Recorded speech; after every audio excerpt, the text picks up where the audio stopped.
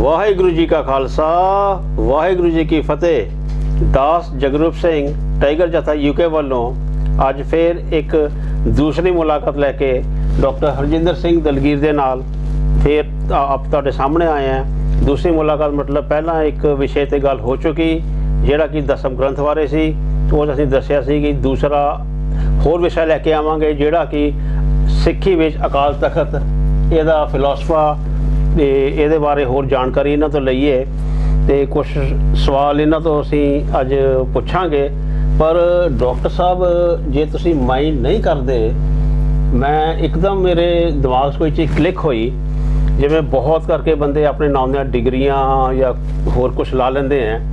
ਜੇ ਤੁਸੀਂ ਮਾਈਂਡ ਨਹੀਂ ਕਰਦੇ, ਮੈਂ ਤੁਹਾਨੂੰ ਪੁੱਛ ਸਕਦਾ ਕਿ ਤੁਸੀਂ ਆਪਣੀ PhD ਕਿਹੜੇ ਸਬਜੈਕਟ ਵਿੱਚ ਜਾਂ ਕਿਹੜੀ ਯੂਨੀਵਰਸਿਟੀ ਜਾਂ ਕਿਹੜੀ ਜਗ੍ਹਾ ਤੋਂ ਕੀਤੀ ਸੀਗੀ? ਵਾਹਿਗੁਰੂ ਜੀ ਕਾ ਖਾਲਸਾ ਵਾਹਿਗੁਰੂ ਜੀ ਕੀ ਫਤਿਹ। ਉਸਤਾਦ ਜਗਰੂਪ ਸਿੰਘ ਜੀ, ਬਾਬੇ ਦੀ ਮਿਹਰ ਨਾਲ ਮੈਂ ਰੱਦੀ ਤੇ ਕਾਫੀ ਡਿਗਰੀਆਂ ਦੀ ਇਕੱਠੀ ਕੀਤੀ ਹੈ। ਸਭ ਤੋਂ ਪਹਿਲਾਂ ਮੈਂ ਇੰਗਲਿਸ਼ ਦੀ MA ਕੀਤੀ, ਇੰਗਲਿਸ਼ ਦਾ ਲੈਕਚਰਰ ਲੱਗਾ ਰਿਹਾ। ਪੰਜਾਬੀ ਦੀ MA ਕੀਤੀ, ਫਿਲਾਸਫੀ ਦੀ ਕੀਤੀ, MPhil ਕੀਤੀ, LLB ਕੀਤੀ ਤੇ ਹੋਰ ਵੀ ਬਥੇਰੀਆਂ ਰੱਦੀ ਇਕੱਠੀ ਕੀਤੀ ਹੋਈ ਹੈ। तो PhD ਮੈਂ 1982 ਵਿੱਚ ਕੀਤੀ ਸੀ ਤੇ ਪੰਜਾਬ ਯੂਨੀਵਰਸਿਟੀ ਤੋਂ ਮੇਰਾ ਸਬਜੈਕਟ ਸੀ life and time of master Tara Singh, ਯਾਨੀ contribution of master Tara Singh. तो ਇਹ ਸਿੱਖ ਸਟੱਡੀਜ਼ ਦਾ ਸਬਜੈਕਟ ਸੀ। ਪੰਜਾਬ ਯੂਨੀਵਰਸਿਟੀ ਚੰਡੀਗੜ੍ਹ ਵਿੱਚ ਮੈਂ MA ਕਲਾਸਿਸ ਨੂੰ ਪੜ੍ਹਾਉਂਦਾ ਵੀ ਰਿਹਾ ਅਤੇ ਪੰਜਾਬੀ ਯੂਨੀਵਰਸਿਟੀ ਪਟਿਆਲਾ ਦਾ ਮੈਂ ਅੱਜ ਵੀ ਵਿਜ਼ਿਟਿੰਗ ਪ੍ਰੋਫੈਸਰ ਹਾਂ, ਉੱਥੇ ਵਿਜ਼ਿਟਿੰਗ ਫੈਕਲਟੀ ਵਿੱਚ ਹਾਂ ਤੇ ਅੱਜ ਕੱਲ੍ਹ ਵੀ ਮੈਂ ਜਦੋਂ ਜਾਵਾਂ ਤੇ ਮੇਰੇ ਕੋਲ ਉਹ ਲੈਕਚਰ ਕਰਾਉਂਦੇ ਨੇ। ਹੋਰ ਵੀ ਕਈ ਥਾਵਾਂ ਤੇ ਪੜ੍ਹਾਉਂਦਾ ਰਿਹਾ। ਸੋ ਡਿਗਰੀ ਤਾਂ ਮੇਰੀ ਬਾਬੇ ਦੀ ਮਿਹਰ ਨਾਲ ਅਸਲੀ ਹੈ। ਬਾਕੀ ਜਿਹੜੇ ਜਾਲੀ ਡਿਗਰੀਆਂ ਲੈ ਕੇ ਤੇ ਆਪਣੇ ਨਾਂ ਨਾਲ ਡਾਕਟਰ ਲਾ ਲੈਂਦੇ ਆ, ਉਹਨਾਂ ਨੂੰ ਮੁਬਾਰਕ। ਚਲੋ, ਤੁਹਾਡਾ ਬਹੁਤ ਧੰਨਵਾਦ, ਜਾਣਕਾਰੀ ਦਿੱਤੀ ਤੁਸੀਂ। ਤੇ ਮੈਂ ਹੁਣ ਤੁਹਾਨੂੰ ਕੁਝ ਪੁੱਛਣਾ ਚਾਹ ਰਿਹਾ ਕਿ ਅਕਾਲ ਤਖਤ ਦਾ ਕੀ ਫਲਸਫਾ ਹੈ ਸਿੱਖੀ ਵਿੱਚ? ਉਸਤਾਦ ਜਗਰੂਪ ਸਿੰਘ ਜੀ, ਅਕਾਲ ਤਖਤ ਅੱਜ ਦੁਨੀਆ ਦਾ ਸਭ ਤੋਂ ਵੱਧ ਸਿੱਖ ਸਬਜੈਕਟ ਹੈ ਜਿਹਦੇ ਬਾਰੇ ਗੱਲ ਕੀਤੀ ਜਾਂਦੀ ਹੈ। ਹਾਂਜੀ, ਪਹਿਲੀ ਗੱਲ ਤਾਂ ਵੀ ਅਕਾਲ ਤਖਤ ਦੋ ਲਫ਼ਜ਼ਾਂ ਦਾ ਸਮੂਹ ਹੈ। ਵੈਸੇ ਤੀਜਾ ਲਫ਼ਜ਼ ਸਾਹਿਬ ਵੀ ਇਹਦੇ ਨਾਲ ਲਾਇਆ ਜਾਂਦਾ ਹੈ, ਅਕਾਲ ਤਖਤ ਸਾਹਿਬ। ਤੋਂ ਇੱਕ ਹੈ ਅਕਾਲ, ਇੱਕ ਤਖਤ ਤੇ ਇੱਕ ਸਾਹਿਬ। ਸਾਹਿਬ ਅਸੀਂ ਅਦਬ ਵਾਸਤੇ ਲਾਉਂਦੇ ਹਾਂ ਔਰ ਉਹ ਮੈਂ ਤੁਹਾਨੂੰ ਥੋੜ੍ਹਾ ਜਿਹਾ ਐਕਸਪਲੇਨ ਬਾਅਦ 'ਚ ਵੀ ਕਰਾਂਗਾ। ਅਕਾਲ ਮੀਨਸ ਜਿਹੜਾ ਕਾਲ ਤੋਂ ਰਹਿਤ ਹੈ। ਕਾਲ ਤੋਂ ਰਹਿਤ ਸਿਰਫ ਇੱਕੋ ਹੈ ਹਸਤੀ। ਉਹਨੂੰ ਤੁਸੀਂ ਪਰਮਾਤਮਾ ਕਹੋ, ਵਾਹਿਗੁਰੂ ਕਹੋ, ਗੋਡ ਕਹੋ, ਅੱਲਾਹ ਕਹੋ, ਕੋਈ ਫਰਕ ਨਹੀਂ ਪੈਂਦਾ। ਉਸ ਹਸਤੀ ਦਾ ਨਾਂ ਜੋ ਮਰਜ਼ੀ ਰੱਖ ਲਓ ਤੇ ਉਸ ਦਾ ਤੇ ਤਖਤ ਹੈ ਜਿੱਥੇ ਕੋਈ ਫੈਸਲੇ ਕੀਤੇ ਜਾਂਦੇ ਹਨ, ਦਰਬਾਰ ਲਾਇਆ ਜਾਂਦਾ ਹੈ, ਜਿੱਥੇ ਹੁਕਮ ਜਾਰੀ ਕੀਤੇ ਜਾਂਦੇ ਹਨ। ਸੋ ਇਹ ਅਕਾਲ ਪੁਰਖ ਦਾ ਤਖਤ ਹੈ। ਦੂਜਾ, ਇਹਨੂੰ ਕਈ ਵਾਰੀ ਇਸ ਤਰ੍ਹਾਂ ਵੀ ਕਿਹਾ ਜਾਂਦਾ ਵੀ ਉਹ ਤਖਤ ਜਿਹੜਾ ਅਕਾਲ ਹੈ, ਕਾਲ ਤੋਂ ਰਹਿਤ ਤੇ ਜਿਹਦੇ ਤੇ ਸਮੇਂ ਦਾ ਅਸਰ ਨਹੀਂ ਹੁੰਦਾ। ਕੋਈ ਤਖਤ ਜਿਹੜੇ ਨੇ ਅੱਜ ਕੱਲ੍ਹ ਤੁਹਾਨੂੰ ਪਤਾ ਹੈ ਸਰਕਾਰਾਂ ਨੇ, ਰਾਸ਼ਟਰਪਤੀ ਨੇ, ਪ੍ਰਧਾਨ ਮੰਤਰੀ ਨੇ, UNO ਹੈ, ਯੂਨਾਈਟਿਡ ਨੇਸ਼ਨਸ ਦੀ ਜਿਹੜੀ ਆਰਗੇਨਾਈਜੇਸ਼ਨ UNO ਹੈ, ਕਿਸ ਦਾ ਜਨਰਲ ਸੈਕਟਰੀ ਜਨਰਲ ਹੈ, ਕਿਸ ਦਾ ਪ੍ਰਧਾਨ ਹੈ, ਕਿਸ ਦਾ ਰਾਜਾ ਵੀ ਹੈ, ਕਈ ਥਾਵਾਂ ਤੇ ਬੈਠਾ ਹੈ, ਕਿਤੇ ਪ੍ਰੈਜ਼ੀਡੈਂਟ ਨੇ। ਸੋ ਇਹ ਸਾਰੇ ਛਿਨ ਭੰਗਰ ਦੇ ਨੇ। ਛਿਨ ਭੰਗਰ ਤੋਂ ਮਤਲਬ ਕੋਈ 4 ਸਾਲ ਲਈ ਰਾਸ਼ਟਰਪਤੀ ਹੈ, ਕੋਈ 5 ਸਾਲ ਲਈ ਹੈ, ਕੋਈ ਕਿਤੇ ਧੱਕੇ ਨਾਲ 10-20 ਸਾਲ ਵੀ ਕੱਟ ਜਾਂਦਾ ਹੈ। ਜਿੱਦਾਂ ਹੁਣ ਤੁਹਾਡੇ ਕੋਲ ਇਜਿਪਟ ਦੀ ਐਗਜ਼ਾਮਪਲ ਹੈ, ਕਈ ਲੋਕ 30-30 ਸਾਲ ਵੀ ਕੱਟ ਜਾਂਦੇ ਨੇ। ਇਸ ਤਰ੍ਹਾਂ ਬੜੀ ਦੁਨੀਆ ਜਿਹੜੀ ਹੈ ਉਹ ਇਹ ਇਹਨਾਂ ਦੀ ਪਰ ਹੱਦ ਹੈ। ਕਿਸੇ ਦੀ ਆਪਣੀ ਜ਼ਿੰਦਗੀ ਜਿਹੜੀ ਹੈ ਉਹ ਸਦੀਵੀ ਨਹੀਂ ਹੈ। ਇੱਕੋ ਤਖਤ ਸਦੀਵੀ ਹੈ ਦੁਨੀਆ ਦਾ, ਉਹ ਹੈ ਅਕਾਲ ਪੁਰਖ ਦਾ ਤਖਤ। ਤੇ ਸਿੱਖਾਂ ਦੀ ਖੁਸ਼ਕਿਸਮਤੀ ਹੈ ਕਿ ਉਹ ਉਸ ਤਖਤ ਨਾਲ ਸੰਬੰਧਿਤ ਨੇ, ਉਹਨੂੰ ਸਿਰ ਝੁਕਾਉਂਦੇ ਨੇ। ਦੁਨੀਆ ਵਿੱਚ ਕੋਈ ਹੋਰ ਤਖਤ ਨਹੀਂ ਜਿਹਦੇ ਅੱਗੇ ਸਿੱਖ ਦਾ ਸਿਰ ਝੁਕਦਾ ਹੋਵੇ, ਸਿਰਫ ਅਕਾਲ ਪੁਰਖ ਦੇ ਅੱਗੇ ਝੁਕਦਾ ਹੈ। ਇੱਕ ਆਪਣੇ ਆਮ ਆਪਾਂ ਗੱਲ ਕਹਿੰਦੇ ਹਾਂ, ਖਾਲਸਾ ਅਕਾਲ ਪੁਰਖ ਕੀ ਫੌਜ। ਕੀ ਮਤਲਬ ਹੈ? ਖਾਲਸਾ ਲਫ਼ਜ਼ ਦਾ ਮਤਲਬ ਕੀ ਹੈ? ਖਾਲਸਾ ਲਫ਼ਜ਼ ਦਾ ਮਤਲਬ ਜੇਕਰ ਇੱਕ ਲਫ਼ਜ਼ ਕਹਿਣਾ ਹੋਵੇ ਤਾਂ ਖੁਦ ਮੁਖਤਿਆਰ ਹੈ। ਇਹ ਉਸ ਜ਼ਮੀਨ ਵਾਸਤੇ ਵਰਤਿਆ ਜਾਂਦਾ ਹੈ। ਸਾਡੇ ਕੋਲ ਅੱਜ ਵੀ ਖਾਲਸਾ ਲਫ਼ਜ਼ ਫਾਰਸੀ ਦਾ ਲਫ਼ਜ਼ ਹੈ, ਅਰਬੀ ਤੇ ਫਾਰਸੀ ਵਿੱਚ ਇਸ ਦੀ ਵਰਤੋਂ ਕੀਤੀ ਜਾਂਦੀ ਸੀ। ਇਹ ਉਸ ਜ਼ਮੀਨ ਵਾਸਤੇ ਹੁੰਦਾ ਸੀਗਾ ਜਿਹੜੀ ਜ਼ਮੀਨ ਬਾਦਸ਼ਾਹ ਦੇ ਸਿੱਧੀ ਹੇਠ ਹੋਵੇ, ਉਹਦੀ ਮਲਕੀਅਤ ਹੋਵੇ, ਨਾ ਉਹਦੇ 'ਚ ਕੋਈ ਜਗੀਰਦਾਰ ਹੈ, ਨਾ ਉਹਦੇ ਤੇ ਕੋਈ ਟੈਕਸ ਲੱਗਦਾ ਹੈ, ਯਾਨੀ ਕਿ ਖੁਦ ਮੁਖਤਿਆਰ ਜ਼ਮੀਨ। ਤੇ ਜੇਕਰ ਆਪਾਂ ਖਾਲਸਾ ਅਕਾਲ ਪੁਰਖ ਦਾ ਕਹਿੰਦੇ ਹਾਂ ਤਾਂ ਦੈਟ ਮੀਨਸ ਹੈ, ਇਹਦਾ ਮਤਲਬ ਹੈ ਕਿ ਸਿੱਧਾ ਅਕਾਲ ਪੁਰਖ ਨਾਲ ਜਿਹੜਾ ਸੰਬੰਧਿਤ ਹੈ, ਵਿਚਕਾਰ ਕੋਈ ਨਹੀਂ ਹੈ, ਨਾ ਕੋਈ ਸਾਧ ਹੈ, ਨਾ ਕੋਈ ਏਜੰਟ ਹੈ, ਨਾ ਕੋਈ ਇਸ ਦੇ ਵਿਚਕਾਰ ਕੋਈ ਵਿਚੋਲਾ ਹੈ। ਸੋ ਅਕਾਲ ਪੁਰਖ ਦੀ ਫੌਜ ਹੈ ਸਿੱਧੀ ਅਕਾਲ ਪੁਰਖ ਨਾਲ ਸੰਬੰਧਿਤ ਹੈ। ਉਸੇ ਸੈਂਸ ਵਿੱਚ ਹੀ ਅਕਾਲ ਤਖਤ ਸਿੱਖਾਂ ਦਾ ਤਖਤ ਹੈ। ਅਸੀਂ ਸਿਰਫ ਇੱਕ ਅਕਾਲ ਪੁਰਖ ਦੇ ਤਖਤ ਤੇ ਅੱਗੇ ਹੀ ਸਿਰ ਝੁਕਾਉਂਦੇ ਹਾਂ, ਇਹਦੀ ਰਿਆਇਆ ਹਾਂ, ਇਹਦੀ ਪਰਜਾ ਹਾਂ, ਇਹਦੀ ਸਬਜੈਕਟ ਹਾਂ, ਔਰ ਕਿਸੇ ਨੂੰ ਸਾਡੀ ਜਿਹੜੀ ਹੈ ਵਫਾਦਾਰੀ ਨਹੀਂ, ਵਫਾਦਾਰੀ ਸਿਰਫ ਅਕਾਲ ਪੁਰਖ ਨੂੰ ਹੈ। ਇਹ ਅਕਾਲ ਤਖਤ ਦਾ ਕਨਸੈਪਟ ਹੈ। ਇੱਕ ਹੋਰ ਗੱਲ ਕਰਨੀ ਚਾਹਾਂਗਾ। ਹਾਂਜੀ, ਆਮ ਤੌਰ ਤੇ ਅਕਾਲ ਤਖਤ ਅੰਮ੍ਰਿਤਸਰ ਸ਼ਹਿਰ ਵਿੱਚ ਦਰਬਾਰ ਸਾਹਿਬ ਦੇ ਸਾਹਮਣੇ ਵਾਲੀ ਬਿਲਡਿੰਗ ਨੂੰ ਕਹਿ ਦਿੱਤਾ ਜਾਂਦਾ ਹੈ। ਇਹ ਬਿਲਡਿੰਗ ਵੀ ਜਿਹੜੀ 6 ਮੰਜ਼ਲਾ ਹੈ, ਇਹ ਵੀ ਬਹੁਤ ਪੁਰਾਣੀ ਨਹੀਂ ਹੈ। ਗੁਰੂ ਹਰਗੋਬਿੰਦ ਸਾਹਿਬ ਨੇ ਜਦੋਂ 1608 ਵਿੱਚ ਅਕਾਲ ਤਖਤ ਪ੍ਰਗਟ ਕੀਤਾ ਹੈ ਤਾਂ ਉਦੋਂ ਇੱਕ ਥੜਾ ਸੀ। ਮਹਾਰਾਜਾ ਰਣਜੀਤ ਸਿੰਘ ਤੇ ਹਰੀ ਸਿੰਘ ਨਲਵਾ ਨੇ ਇਸ ਦੀਆਂ 3 ਮੰਜ਼ਲਾਂ ਬਣਾਤੀਆਂ ਉੱਚਾ ਬਣਾਉਣ ਵਾਸਤੇ। ਫਿਰ ਉਸ ਤੋਂ ਬਾਅਦ ਜਿਹੜਾ ਸਿੱਖਾਂ ਨੇ 6 ਮੰਜ਼ਲਾਂ ਬਣਾਤੀਆਂ ਵੀ 6ਵੇਂ ਗੁਰੂ ਨੇ ਪ੍ਰਗਟ ਕੀਤਾ ਹੈ। ਇਹ ਵੀ ਸਿਧਾਂਤਕ ਤੌਰ ਤੇ ਗਲਤ ਹੈ, ਕਿਉਂਕਿ 6ਵੇਂ ਗੁਰੂ ਨੇ ਪ੍ਰਗਟ ਕੀਤਾ ਹੈ ਤੇ 6 ਮੰਜ਼ਲਾਂ, ਜੇ 7ਵੇਂ ਨੇ ਕੀਤਾ ਤੇ 7 ਮੰਜ਼ਲਾਂ ਬਣਾ ਦਿੰਦੇ। ਇਹ ਇੱਕ ਥੜਾ ਸੀਗਾ ਜਿਹੜਾ ਪਿੱਛੇ ਜੇ ਜਦੋਂ 1986 ਵਿੱਚ ਅਕਾਲ ਤਖਤ ਸਾਹਿਬ ਦੀ ਜਿਹੜੀ ਬਿਲਡਿੰਗ ਹੈ, ਜਿਸ ਨੂੰ ਕਿ ਭਾਰਤੀ ਫੌਜ ਨੇ ਤੇ ਸਰਕਾਰ ਨੇ ਬਣਾ ਕੇ ਦਿੱਤਾ ਸੀਗਾ, ਉਹਨੂੰ ਢਾਇਆ ਤੇ ਥੱਲੋਂ ਥੜਾ ਨਿਕਲਿਆ ਸੀ। ਉਸ ਥੜੇ ਨੂੰ ਪ੍ਰੀਜ਼ਰਵ ਕੀਤਾ ਹੋਇਆ ਹੈ। ਇਹ ਵੈਸੇ ਥੜਾ ਗੁਰੂ ਹਰਗੋਬਿੰਦ ਸਾਹਿਬ ਦੇ ਵੇਲੇ ਦਾ ਹੈ ਜਾਂ ਮਿਸਲਾਂ ਵੇਲੇ ਦਾ, ਇਹ ਕੋਈ ਮਸਲਾ ਨਹੀਂ ਹੈ, ਪਰ ਇਹ ਦੱਸਣ ਲਈ ਹੈ ਵੀ ਇਹ ਐਡਾ ਕੀ ਥੜਾ ਹੁੰਦਾ ਸੀ ਜਿਹੜਾ ਪੈਡਸਟਲ ਸੀ, ਜਿਸ ਨੂੰ ਅਕਾਲ ਤਖਤ ਦੇ ਨਾਂ ਤੇ ਲਿਆ ਜਾਂਦਾ ਸੀ। ਇਹ ਬਿਲਡਿੰਗ ਬਾਅਦ ਦੀ ਬਣੀ ਤੇ ਅਕਾਲ ਤਖਤ ਕੋਈ ਬਿਲਡਿੰਗ ਨਹੀਂ ਹੈ, ਉਸ ਬਿਲਡਿੰਗ ਦਾ ਨਾਂ ਨਹੀਂ ਹੈ। ਅਕਾਲ ਤਖਤ ਉਸ ਸਿਧਾਂਤ ਦਾ ਨਾਂ ਹੈ ਕਿ ਸਿੱਖ ਦੀ ਵਫਾਦਾਰੀ ਅਕਾਲ ਪੁਰਖ ਨਾਲ ਹੈ। ਔਰ ਅਕਾਲ ਤਖਤ ਜਿਹੜਾ ਹੈ ਉਹ ਇੱਕ ਉਸ ਫਲਸਫੇ ਦਾ ਨਾਂ ਹੈ ਜਿਹੜਾ ਕਿ ਸਦਾ ਵਾਸਤੇ ਸਿੱਖਾਂ ਦੇ ਮਨਾਂ ਵਿੱਚ ਸਮਾਇਆ ਹੋਇਆ ਹੈ। ਬਹੁਤ ਖੂਬ। ਤੇ ਤੁਸੀਂ ਬਹੁਤ ਸੋਹਣਾ ਦੱਸਿਆ ਅਕਾਲ ਤਖਤ ਬਾਰੇ। ਤੇ ਇਹ ਹੋਂਦ ਵਿੱਚ ਕਦੋਂ ਆਇਆ ਡਾਕਟਰ ਸਾਹਿਬ? ਅਕਾਲ ਤਖਤ ਦੇ ਬਾਰੇ ਵਿੱਚ ਇੱਕ ਤੁਹਾਡੇ ਕੋਲ ਕਿਤਾਬ ਮੌਜੂਦ ਹੈ, ਉਹ ਹੈ ਗੁਰਬਿਲਾਸ ਪਾਤਸ਼ਾਹੀ 6ਵੀਂ। ਹਾਂਜੀ। ਇਹਨੂੰ ਕਿਹਾ ਜਾਂਦਾ ਵੀ ਸੋਹਣ ਕਵੀ ਨੇ ਲਿਖਿਆ। ਇਹ ਸੋਹਣ ਕਵੀ ਦੀ ਕੋਈ ਲਿਖੀ ਨਹੀਂ ਹੋਈ, ਕਿਤੇ ਸੋਹਣ ਕਵੀ ਦਾ ਨਾਂ ਨਹੀਂ ਆਉਂਦਾ। ਇਹਨੂੰ ਐਡਿਟ ਕੀਤਾ ਸੀ ਜੋਗਿੰਦਰ ਸਿੰਘ ਵਿਦਾਂਤੀ ਨੇ। ਇਤਫਾਕਨ ਮੈਂ ਉਦੋਂ ਡਾਇਰੈਕਟਰ ਸੀ ਸਿੱਖ ਹਿਸਟਰੀ ਰਿਸਰਚ ਬੋਰਡ ਦਾ 1998-99 ਵਿੱਚ, ਤੇ ਜੋਗਿੰਦਰ ਸਿੰਘ ਵਿਦਾਂਤੀ ਮੇਰੇ ਕੋਲ ਰਿਸਰਚ ਸਕਾਲਰ ਸਨ, ਗੁਰਬਾਣੀ ਦੇ ਮੇਰੇ ਅੰਡਰ ਕੰਮ ਕਰਦੇ ਸਨ। ਤੇ ਉਦੋਂ ਇਹਨਾਂ ਨੇ ਗੁਰਬਿਲਾਸ ਪਾਤਸ਼ਾਹੀ 6ਵੀਂ ਨੂੰ ਐਡਿਟ ਕਰਕੇ ਛਾਪਿਆ ਸੀ ਤੇ ਰਿਲੀਜ਼ ਕੀਤੀ ਸੀ। ਅਚਾਨਕ ਮੈਂ ਵੀ ਉੱਥੇ ਸਾਂ, ਭਾਈ ਰਣਜੀਤ ਸਿੰਘ ਦੇ ਤੋਂ ਰਿਲੀਜ਼ ਕਰਾਈ ਸੀ। ਗੱਲ ਕਰ ਰਿਹਾ ਸਾਂ ਅਕਾਲ ਤਖਤ ਸਾਹਿਬ ਦੇ ਪ੍ਰਗਟ ਹੋਣ ਦੀ ਤਾਰੀਖ ਦੀ ਗੱਲ ਕਰ ਰਿਹਾ ਸਾਂ। ਇਸ ਕਿਤਾਬ ਵਿੱਚ ਹਾੜ ਵਦੀ 5 ਤੇ 1663 ਦਾ ਸਮਾਂ ਦਿੱਤਾ ਹੈ, ਯਾਨੀ 15 ਜੂਨ 1606। ਪਰ ਇਹ ਤਾਰੀਖ ਗਲਤ ਬਣਦੀ ਹੈ ਕਿਉਂਕਿ ਗੁਰੂ ਅਰਜਨ ਸਾਹਿਬ ਦੀ ਸ਼ਹੀਦੀ 30 ਮਈ 1606 ਦੀ ਹੈ ਤੇ ਇਹਦੇ ਵਿੱਚ 17 ਦਿਨ ਪਾਉਣ ਤੋਂ ਬਾਅਦ ਅਕਾਲ ਤਖਤ ਨੂੰ ਪ੍ਰਗਟ ਕੀਤਾ ਹੈ, ਜਿਹੜਾ ਕਿ ਗੱਲ ਬਿਲਕੁਲ ਗਲਤ ਹੈ। ਉਹ ਕਿਉਂ ਗਲਤ ਹੈ? ਕਿਉਂਕਿ ਗੁਰੂ ਹਰਗੋਬਿੰਦ ਸਾਹਿਬ 4 ਜੂਨ 1606 ਦੇ ਦਿਨ ਗੋਇੰਦਵਾਲ ਤੋਂ, ਉਦੋਂ ਗੁਰੂ ਸਾਹਿਬ ਗੋਇੰਦਵਾਲ ਰਹਿੰਦੇ ਸੀ, ਅੰਮ੍ਰਿਤਸਰ ਨਹੀਂ ਸੀ ਰਹਿੰਦੇ। ਗੁਰੂ ਅਰਜਨ ਸਾਹਿਬ ਵੀ ਗੋਇੰਦਵਾਲ ਸਨ ਜਦੋਂ ਉਹਨਾਂ ਦੀ ਗ੍ਰਿਫਤਾਰੀ ਹੁੰਦੀ ਹੈ, ਲਾਹੌਰ ਜਾ ਕੇ ਸ਼ਹੀਦ ਕੀਤਾ ਜਾਂਦਾ ਤੇ ਗੁਰੂ ਅਰਜਨ ਸਾਹਿਬ ਗੋਇੰਦਵਾਲ ਸਨ। ਜਦੋਂ ਜਹਾਂਗੀਰ ਤੁਸਕੇ ਜਹਾਂਗੀਰੀ ਵਿੱਚ ਗੁਰੂ ਅਰਜਨ ਸਾਹਿਬ ਦੀ ਸ਼ਹੀਦੀ ਦੀ ਗੱਲ ਕਰਦਾ ਤਾਂ ਗੋਇੰਦਵਾਲ ਦਾ ਨਾਂ ਲੈਂਦਾ ਹੈ, ਗੁਰੂ ਦਾ ਚੱਕ ਜਾਂ ਅੰਮ੍ਰਿਤਸਰ ਦਾ ਨਾਂ ਨਹੀਂ ਲੈਂਦਾ। ਤੋਂ ਗੁਰੂ ਹਰਗੋਬਿੰਦ ਸਾਹਿਬ ਗੋਇੰਦਵਾਲ ਤੋਂ ਡਰੋਲੀ ਪਾਈ ਚਲੇ ਗਏ ਸਨ। ਡਰੋਲੀ ਪਾਈ ਮੋਗੇ ਦੇ ਕੋਲ ਡਗਰੂ ਦੇ ਕੋਲ ਇੱਕ ਜਗ੍ਹਾ ਹੈ ਜਿਹੜਾ ਕਿ ਬੜਾ ਵੱਡਾ ਇਸ ਵੇਲੇ ਗੁਰਦੁਆਰਾ ਹੈ। ਉੱਥੇ ਜਾ ਕੇ 1.5 ਸਾਲ ਰਹੇ ਆ, ਦਸੰਬਰ 1607 ਤੱਕ ਉੱਥੇ ਰਹੇ ਆ ਤੇ 1606 ਦੀ ਜੂਨ ਤੋਂ 1607 ਦੀ ਦਸੰਬਰ ਤੱਕ ਤਾਂ ਅਕਾਲ ਤਖਤ ਪ੍ਰਗਟ ਕੀਤਾ ਨਹੀਂ ਹੋ ਸਕਦਾ। ਇਹ ਤਾਂ ਮੈਨੂੰ ਲੱਗਦਾ ਵੀ ਕਿ ਲੇਖਕ ਨੇ ਉਹਦੇ 'ਚ 17 ਦਿਨ ਪਾਤੇ। ਕਿਸੇ ਜ਼ਮਾਨੇ ਵਿੱਚ ਕਿਸੇ ਦਾ ਭੋਗ ਪਾਉਣਾ ਹੋਵੇ ਤੇ 17 ਦਿਨ ਪਾਉਂਦੇ, 17ਵੇਂ ਦਿਨ ਪਾਉਂਦੇ ਸਨ ਤੇ 17 ਕਹਿੰਦੇ ਸਨ, ਕਿਤੇ 13 ਦਿਨ ਬਾਅਦ 13 ਕਹਿੰਦੇ ਸਨ। ਇਸ ਤਰ੍ਹਾਂ ਅੱਜ ਕੱਲ੍ਹ ਤੇ ਭੋਗ ਜਦੋਂ ਮਰਜ਼ੀ ਪਾ ਛੱਡਦੇ ਆ ਤੇ ਉਦੋਂ 17 ਦਿਨ ਮੈਂ ਕਿਹਾ ਉਹਨੇ ਸ਼ਾਮਿਲ ਕਰਤੇ। ਇੱਕ ਹੋਰ ਦੱਸਦੇ ਆ, ਇਹ ਕਿਤਾਬ ਲਿਖੀ ਕਿਸ ਦੀ ਹੈ? ਭਾਈ ਕਾਹਨ ਸਿੰਘ ਨਾਭਾ ਨੇ ਆਪਣੀ ਕਿਤਾਬ ਗੁਰਮਤ ਮਾਰਤੰਡ ਵਿੱਚ ਦੱਸਿਆ ਕਿ ਇਹ ਕਿਤਾਬ ਕਿਹਦੀ ਲਿਖੀ ਹੈ। ਇਹ ਸੋਹਣ ਕਵੀ ਦੀ 1718 ਦੀ ਲਿਖੀ ਹੋਈ ਕਿਤਾਬ ਨਹੀਂ ਹੈ।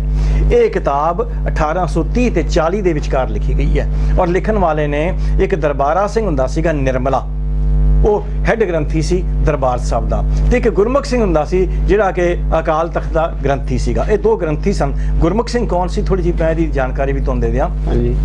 ਗੁਰਮੁਖ ਸਿੰਘ ਸੰਤ ਸਿੰਘ ਗਿਆਨੀ ਦਾ ਪੁੱਤਰ ਸੀ ਜਿਹੜਾ ਦਰਬਾਰ ਸਾਹਿਬ ਦਾ ਗ੍ਰੰਥੀ, ਮੁੱਖ ਗ੍ਰੰਥੀ ਰਿਹਾ।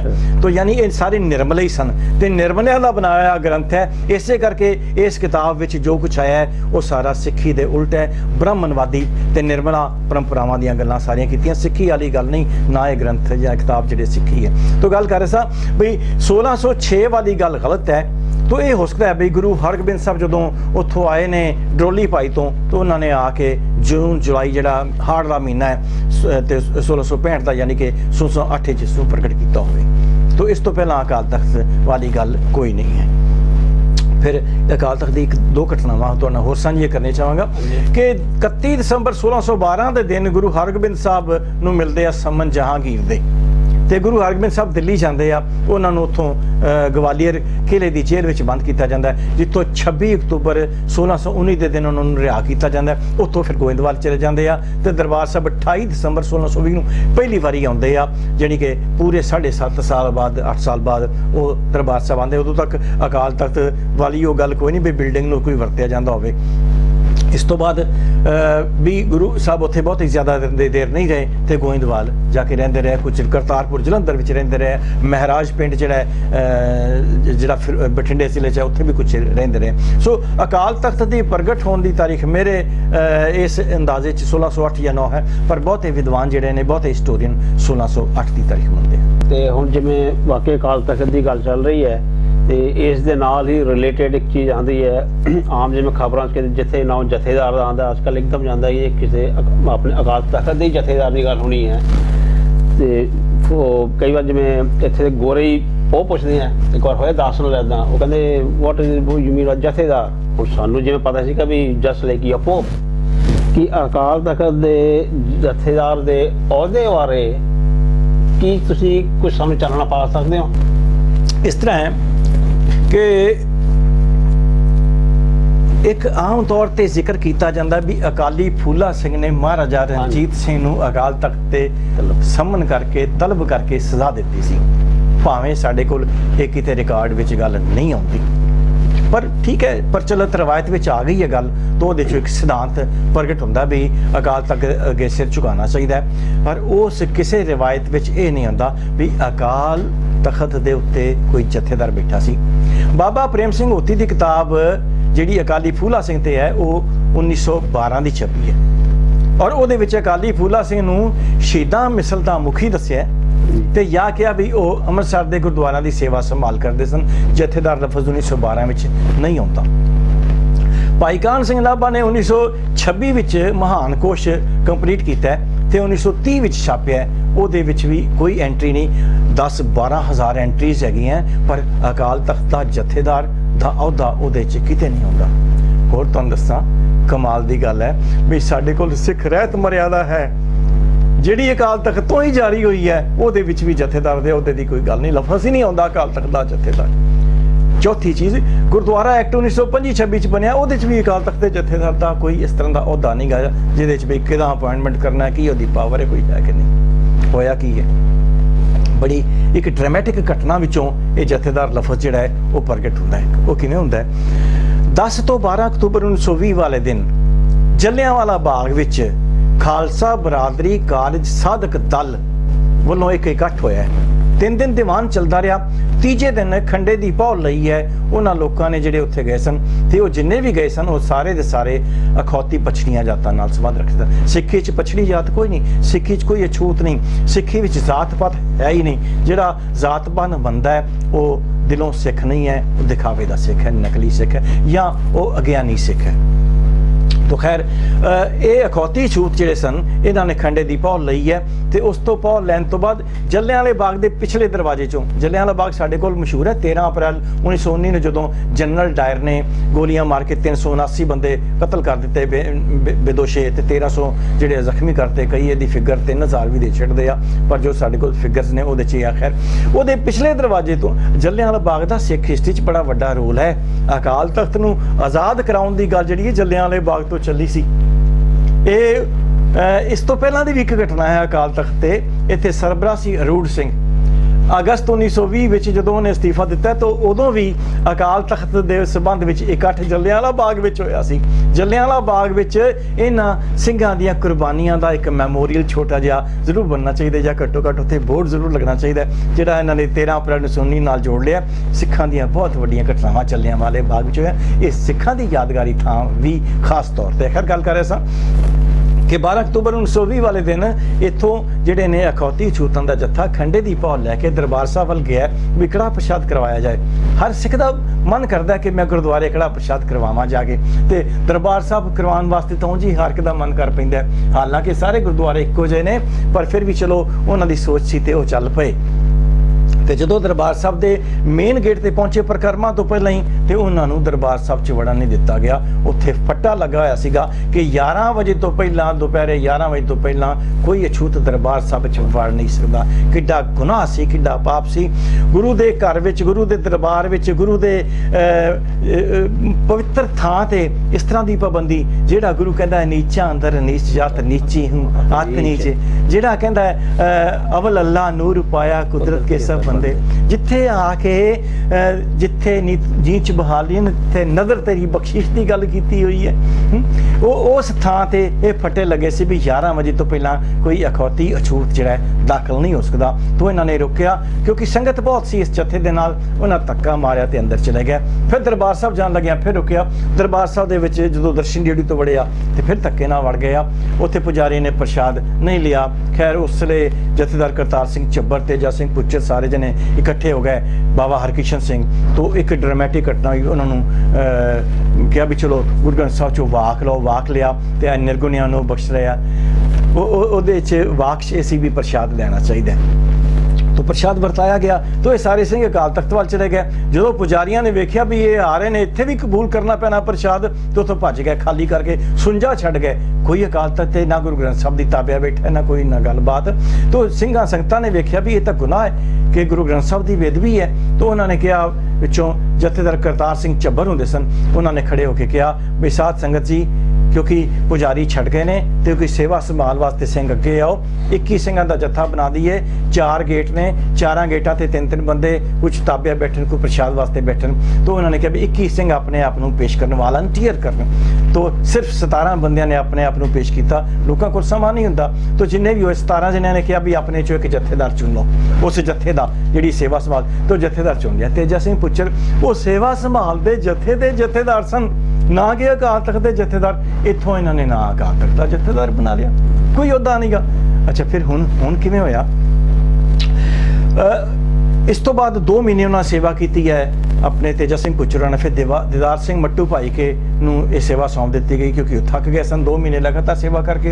वो मट्टू भाई के वाले भी सरदार दीदार सिंह भी 2 महीने लगे। इस तरह फिर उधम सिंह नागो के आ गए, होर कई सेवा करते रहे। जथेदार अक्षर सिंह आ गया। तो ये सेवा करते रहे आ। इन्हां दा काम की हुंदा सी भी अकाल तख्त ते जिहड़ा आवे उहदा प्रसाद कबूल करना, जिहड़ा जे कोई जत्था उत्थों मोर्चे वास्ते जांदा है उहदे गल विच सिरों पाओ पाना, इन्ना काम हुंदा सी। क्योंकि वो सेवा संभाल तख्त दी बिल्डिंग दी कर रहे सन ते ये ड्यूटी उन्हां दे शामिल सी। इत्थों जथेदार दी गल चल पई। फिर जथेदार दा असल अहुदा जिहड़ा है ओहदी वरतों ते दुरवरतों जो मर्जी कह लो, वो सितंबर 1979 विच होई है, जदों जगदेव सिंह तलवंडी प्रधान अकाली दल ते गुरचरण सिंह टोड़ा प्रधान श्रोमणी कमेटी ने एक पटीशन जिहड़े इत्थों दे मुख सेवादार सी उन्हां नूं पेश कीती। वो पटीशन की सी? बादल चीफ मिनिस्टर सी ते चाहते सी भी सानू भी कोई जिहड़ी उहदी ताकत है, उहदा निग मिले, उहदा सुख लईए, कोई अपने बंदे असीं नौकरियां ते लाए। इदां दियां हुंदियां ने। ये हमेशा जदों पावर चाहते तो बंदे चाहते भी चल सानू भी कोई हिस्सा वंडाया जाए। तो इन्हां ने उस जिहड़ा उसले मुख सेवादार सी उहनूं एक जथेदार दे तौर ते वरतन की कोशिश की। उदों आया पर असल वरतों जिहड़ी इहदी 1984 च जदों खाड़कुआं दा दौर होया तो वो खाड़कुआं दे दौर विच इस ताकत नूं वरतन की कोशिश की गई तो इस दी हद कर दी गई है आके जदों जोगिंदर सिंह वेदांती वेले, पूरन सिंह वेले और ज्ञानी गुरबचन सिंह वेले, ज्ञानी कि अज्ञानी लोग ने जिन्हां ने आके अकाल तख्त की बेअदबी करने विच कोई कसर नहीं छड्डी। एक गल मैं अकाल तख्त के कानसैप्ट च तुहानूं दसनी भुल गया, मैं तुहाडे नाल जिक्र करना चाहांगा भी आम तौर पर कहा जाता है सिखां दे 5 तख्त हैं। आम ये गल की जाती है, अरदास विच भी आ जाता है 5 तख्तां की गल की जाती है। फिर जे तुसीं 1968 तो पहलां लाओ तो 4 तख्तां की गल सी। 1968 विच तलवंडी साबो वाला दमदमा साहब है, उसनूं भी 5वां तख्त बना दिता गया। हुण ये 5 तख्त किवें हो गए? कदे किसी कौम दे एक तो वध तख्त हुंदे आ। जेकर भारत देश लाओ तो दिल्ली उन्हां दा तख्त है, ते जे तुसीं करनी है अमरीका की तो वाशिंगटन DC है, ते इत्थे लंडन तख्त है। गवर्नमेंट की इक्को सीट होंदी है, इस तो वध तां नहीं होंदी। ते फिर अकाल पुरख के तख्त के मुकाबले विच 4 होर नवें तख्त ये किवें हो सकता है? ਇਹਦਾ मतलब अकाल पुरख तो थल्ले कोई जड़े नीम जथेदार बनाए हुए आ, नीम गुरु बनाए आ, नीम अकाल पुरख बनाए आ, डिप्टी अकाल पुरख। सिद्धांतक तौर पर ही गलत है कि किसी कौम के एक तो वध तख्त होण। अच्छा ये होया किवें है बड़ी इंटरस्टिंग चीज़ है कि जिस तरह मैं ਤੁਹਾਨੂੰ ਦੱਸਿਆ ਵੀ 1612 ਦੇ 31 ਦਸੰਬਰ ਤੱਕ ਗੁਰੂ ਹਰਗੋਬਿੰਦ ਸਾਹਿਬ ਜਿਹੜੇ ਗੁਰੂ ਦਾ ਚੱਕ ਰਹੇ ਨੇ ਯਾਨੀ ਅੰਮ੍ਰਿਤਸਰ ਵਿੱਚ ਰਹੇ ਨੇ। ਫਿਰ ਉਸ ਤੋਂ ਬਾਅਦ ਗਵਾਲੀਅਰ ਦੇ ਕਿਲੇ 'ਚ 26 ਅਕਤੂਬਰ 1619 ਤੱਕ ਫਿਰ ਆ ਗਏ ਨੇ ਗੋਇੰਦਵਾਲ। ਇਸ ਤੋਂ ਬਾਅਦ 2 ਮਈ 1635 ਨੂੰ ਗੁਰੂ ਹਰਗੋਬਿੰਦ ਸਾਹਿਬ ਕੀਰਤਪੁਰ ਸਾਹਿਬ ਵਿੱਚ ਆ ਗਏ ਨੇ। ਕੀਰਤਪੁਰ ਸਾਹਿਬ ਜਾ ਕੇ ਆਪਣਾ ਤਖਤ ਲਾਉਂਦੇ ਰਹੇ, ਜਿੱਥੇ ਦਰਬਾਰ ਲਾਉਂਦੇ ਰਹੇ, ਤਖਤ ਦੇ ਵਿੱਚ ਹੀ ਦਰਬਾਰ ਲਾਇਆ ਜਾਂਦਾ ਹੈ। ਤਾਂ ਉਦੋਂ ਇੱਥੇ ਤਖਤ ਕੀਰਤਪੁਰ ਸਾਹਿਬ ਵਿੱਚ ਸੀ। ਕੀਰਤਪੁਰ ਸਾਹਿਬ ਵਿੱਚ ਅੱਜ ਵੀ ਇੱਕ ਗੁਰਦੁਆਰਾ ਹੈ ਜਿਹਨੂੰ ਕੋਟ ਤਖਤ ਸਾਹਿਬ ਕਹਿੰਦੇ ਆ। ਜਦੋਂ ਤੁਸੀਂ ਮੇਨ ਗੁਰਦੁਆਰੇ 'ਚ ਐਂਟਰ ਹੁੰਦੇ ਹੋ ਨਾ, ਤੇ ਸੱਜੇ ਪਾਸੇ ਜਿਹੜਾ ਜਿੱਥੇ ਗੁਰਗੱਦੀ ਦਿੱਤੀ ਸੀ 8ਵੀਂ ਤੇ 7ਵੀਂ ਪਾਤਸ਼ਾਹੀ ਨੂੰ, ਤੇ ਉਸ ਤੋਂ ਪਿੱਛੇ ਜਾ ਕੇ ਜਿਹੜਾ ਇੱਕ ਪਾਸੇ ਸੱਜੇ ਪਾਸੇ ਹਰਿਮੰਦਰ ਸਾਹਿਬ ਹੈ ਤੇ ਖੱਬੇ ਪਾਸੇ ਸਿਰੇ ਤੇ ਜਾ ਕੇ ਕੋਟ ਤਖਤ ਸਾਹਿਬ ਹੈ। ਇਹ ਕੋਟ ਮੀਨਸ ਕਿਲਾ, ਇਹ ਕਿਲਾ ਵੀ ਸੀ ਤੇ ਇਹਦੇ ਅੰਦਰ ਤਖਤ ਲਾਇਆ ਜਾਂਦਾ ਸੀ। ਤੋ ਇਹ ਗੁਰੂ ਹਰਗੋਬਿੰਦ ਸਾਹਿਬ ਵੇਲੇ ਦੂਜੀ ਥਾਂ ਇਹ ਸੀ ਜਿੱਥੇ ਤਖਤ ਲਾਇਆ ਜਾਂਦਾ ਸੀ।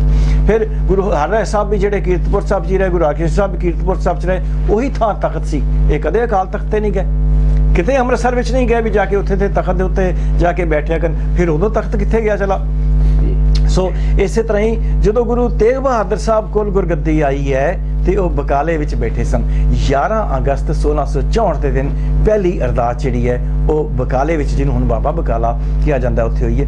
ਇਸ ਤੋਂ ਬਾਅਦ ਗੁਰੂ ਤੇਗ ਬਹਾਦਰ ਸਾਹਿਬ ਜਿਹੜੇ ਨੇ ਉਹ 1666 ਦੇ ਜਨਵਰੀ ਵਿੱਚ ਦਿੱਲੀ ਤੋਂ ਚਲੇ ਗਏ ਨੇ ਅਸਾਮ, ਬੰਗਾਲ ਤੇ ਬਿਹਾਰ 'ਚ। ਤੇ ਇਸ ਸਾਰਾ ਪੀਰੀਅਡ ਜਿਹੜਾ ਹੈ 66 ਤੋਂ ਲੈ ਕੇ 70 ਤੱਕ 4.5 ਸਾਲ ਗੁਰੂ ਤੇਗ ਬਹਾਦਰ ਸਾਹਿਬ ਪਟਨਾ ਵਿੱਚ ਹੈੱਡਕੁਆਟਰ ਬਣਾਇਆ। ਪਟਨੇ ਤੋਂ ਤਖਤ ਸੀਗਾ। ਗੁਰੂ ਤੇਗ ਬਹਾਦਰ ਸਾਹਿਬ ਪਟਨੇ ਤੋਂ ਹੁਕਮਨਾਮਾ ਜਾਰੀ, ਇਸ ਕਰਕੇ ਪਟਨੇ ਨੂੰ ਤਖਤ ਕਹਿਣ ਲੱਗ ਪਏ। ਫਿਰ ਗੁਰੂ ਸਾਹਿਬ ਚੱਕ ਨਾਨਕੀ ਆ ਗਏ। ਚੱਕ ਨਾਨਕੀ ਜਿਹੜਾ ਅੱਜ ਕੱਲ੍ਹ ਆਨੰਦਪੁਰ ਸਾਹਿਬ ਦਾ ਹਿੱਸਾ ਹੈ, ਅਸਲ 'ਚ 2 ਸ਼ਹਿਰ ਨੇ, 2 ਪਿੰਡ ਸੀਗੇ, ਇੱਕ ਚੱਕ ਨਾਨਕੀ, ਇੱਕ ਆਨੰਦਪੁਰ ਸਾਹਿਬ, ਹੁਣ ਸਾਰਾ ਇਕੱਠਾ ਹੋ ਗਿਆ। ਇਹ ਚੱਕ ਨਾਨਕੀ ਉਹ ਹਿੱਸਾ ਹੈ ਜਿੱਥੇ ਗੁਰੂ ਦੇ ਮਹਿਲ ਗੁਰਦੁਆਰਾ ਹੈ, ਇੱਥੇ ਹੀ ਦਮਦਮਾ ਸਾਹਿਬ ਹੈ। ਇਹ ਦਮਦਮਾ ਸਾਹਿਬ ਗੁਰੂ ਤੇਗ ਬਹਾਦਰ ਸਾਹਿਬ ਦਾ ਤਖਤ ਸੀ। ਸੋ ਤਖਤ ਦਮਦਮਾ ਸਾਹਿਬ ਜਿਹੜੀ ਹੈ ਨਾ, ਜਿਹੜੀ ਆਪਣੇ ਦਮਦਮੇ ਵਾਲੀ ਬੀੜ ਕਹਿੰਦੇ ਆ, ਦਮਦਮੇ ਵਾਲੀ ਬੀੜ ਤਲਵੰਡੀ ਸਾਬੋ 'ਚ ਨਹੀਂ ਸੀ ਤਿਆਰ ਹੋਈ। 1678 ਵਿੱਚ ਗੁਰੂ ਗੋਬਿੰਦ ਸਿੰਘ ਸਾਹਿਬ ਨੇ ਇਸ ਥਾਂ ਤੇ ਭਾਈ ਮਨੀ ਸਿੰਘ ਨੂੰ ਬਿਠਾ ਕੇ ਉਹਨਾਂ ਬੀੜਾਂ ਨੂੰ ਇਕੱਠੀਆਂ ਕਰਵਾ ਕੇ ਤੇ ਇੱਕ ਬੀੜ ਤਿਆਰ ਕਰਵਾਈ ਸੀ ਤੇ ਗੁਰੂ ਤੇਗ ਬਹਾਦਰ ਸਾਹਿਬ ਦੀ ਬਾਣੀ ਸ਼ਾਮਿਲ ਕੀਤੀ ਸੀ। ਇਸ ਨੂੰ ਤਖਤ ਦਮਦਮਾ ਸਾਹਿਬ ਕਹਿੰਦੇ ਸਨ ਤੇ ਦਮਦਮੇ ਵਾਲੀ ਬੀੜ ਇਸੇ ਕਰਕੇ ਕਹਿੰਦੇ ਆ। ਉੱਥੇ ਤਾਂ ਉਤਾਰਾ ਹੋਇਆ ਸੀ ਜਿਹੜਾ ਬਾਬਾ ਦੀਪ ਸਿੰਘ ਜਾਂ ਭਾਈ ਮਨੀ ਸਿੰਘ ਨੇ ਕੀਤਾ ਹੋਵੇਗਾ 1706 ਵਿੱਚ। ਖੈਰ ਗੱਲ ਕਰ ਰਿਹਾ ਸਾਂ, ਤਖਤ ਦਮਦਮਾ ਸਾਹਿਬ ਕੀਰਤਪੁਰ ਸਾਹਿਬ ਸੀ। ਜਦੋਂ ਗੁਰੂ ਗੋਬਿੰਦ ਸਿੰਘ ਸਾਹਿਬ ਨੇ ਕੇਸਗੜ੍ਹ ਜਿਹੜਾ ਹੈ ਉਸ ਥਾਂ ਤੇ ਆਪਣਾ ਨਿਵਾਸ ਰੱਖਿਆ ਤਾਂ ਕੇਸਗੜ੍ਹ ਤਖਤ ਸੀ। ਜਦੋਂ ਗੁਰੂ ਗੋਬਿੰਦ ਸਿੰਘ ਸਾਹਿਬ 9 ਮਹੀਨੇ 9 ਦਿਨ ਜਨਵਰੀ 16 ਤੋਂ ਲੈ ਕੇ 30 ਅਕਤੂਬਰ 1706 ਤੱਕ ਜਦੋਂ ਤਲਵੰਡੀ ਸਾਬੋ ਵਿੱਚ ਰਹੇ ਨੇ ਤੇ ਉਦੋਂ ਤਲਵੰਡੀ ਸਾਬੋ ਤੋਂ ਉਹ ਹੁਕਮਨਾਮੇ ਜਾਰੀ ਕਰਦੇ ਰਹੇ, ਉਦੋਂ ਇਹ ਤਖਤ ਸੀ। ਤੇ ਜਦੋਂ 1708 ਵਿੱਚ ਨੰਦੇੜ ਵਿੱਚ ਚਲ ਗਏ ਤੇ ਹਜ਼ੂਰ ਸਾਹਿਬ ਤਖਤ ਸੀ। ਹਜ਼ੂਰ ਸਾਹਿਬ ਦਾ ਨਾਂ ਅਸੀਂ ਦਿੱਤਾ ਹੈ, ਨੰਦੇੜ ਤਖਤ ਸੀਗਾ। ਚਲੋ ਖੈਰ, ਇਸ ਤਰ੍ਹਾਂ ਤਖਤ ਜੇ ਲੈਣੇ ਹੋਣ ਤੇ ਸਿੱਖਾਂ ਦੇ ਤਖਤ 12 ਬਣ ਜਾਂਦੇ ਆ।